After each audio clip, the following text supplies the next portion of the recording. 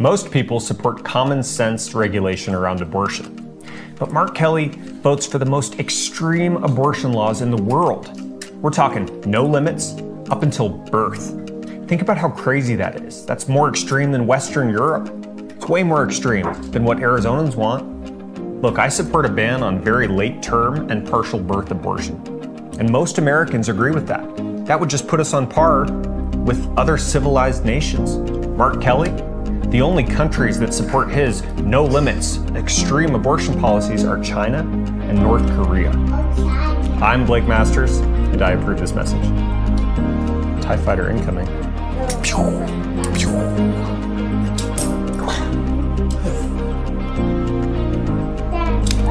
Nice shot.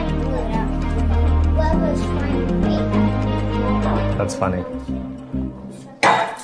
This ad by Blake Masters, the Republican nominee for U.S. Senate in Arizona, is the perfect example of how Republicans need to run on abortion in 2022 and into the future.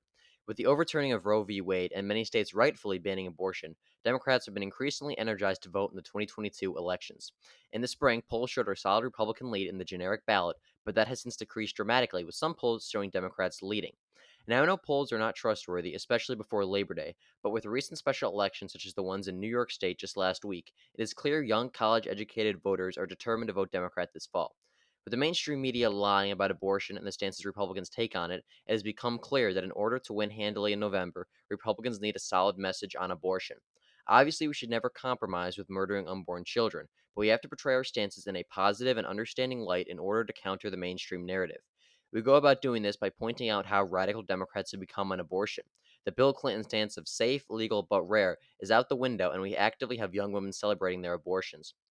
Your average American supports common sense abortion laws, usually around 15 to 20 weeks. This is, as Blake Masters said in his ad, on par with most of Europe.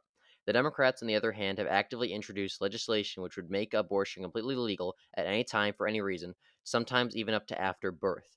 As Blake Masters said, this is the radical and immoral stance which is only taken by nations such as China and North Korea.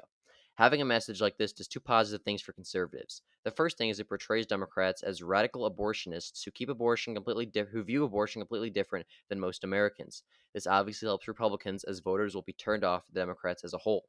The second thing it does is show voters how abortion is viewed in other countries. There are plenty of apolitical people who watch the mainstream news and think, oh, abortion is completely normal and common practice around the world, when in reality, America has the most extreme pro choice laws besides China and North Korea. Comparing the pro choice movement to those radical regimes will turn off the more moderate types and probably encourage them to take more pro life stances as a whole. Some of you probably objecting to this and saying, but we're lying to voters and that's bad. But remember, we are in the moral position on abortion. We are standing up for those who can't stand up for themselves, and we only need to justify this because of an evil mainstream narrative.